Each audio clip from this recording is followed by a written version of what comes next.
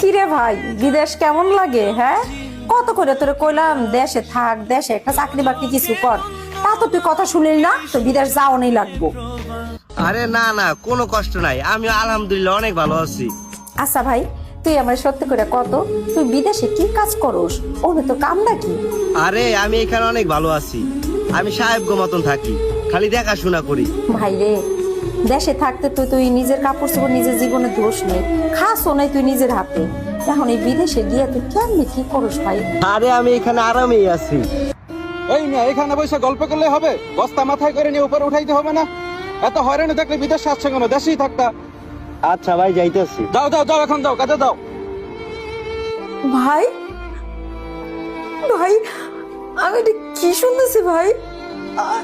আমি এটা কি দেখতেছি ভাই?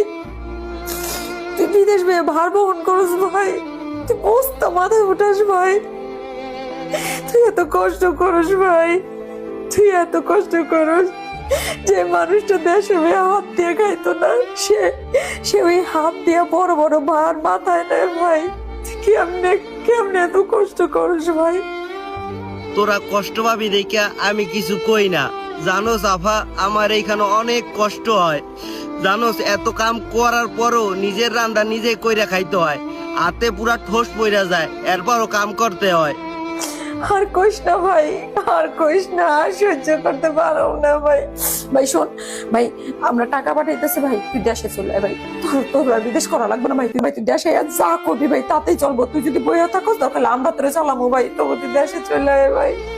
তুই এতগুলা টাকা কই পাবি? টাকা কই পামু এই চিন্তা তোর করা লাগবে না, আমরা টাকা পাঠাইতেছি, তুই টিকিট কাটে দেশে চলে আয়। তোর কষ্ট আর আমরা সহ্য করতে পারবো না ভাই, তোর কষ্ট সহ্য করতে পারবো না। আর কতটা সাজায় পাবো সুখের সেই হরিণ, আমি টাকার এক মেশিন।